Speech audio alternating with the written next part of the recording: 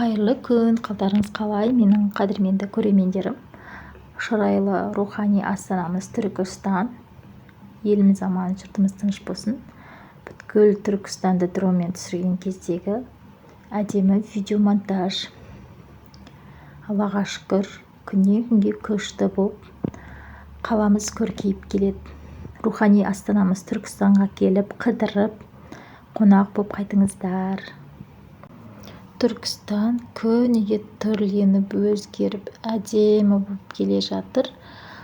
Алла қаласа, бұдан да кеңетек жайып, әдемі қала болып танымастай болады. Аллах бұйырса, еліміз аман, жұртымыз тыныш болсын.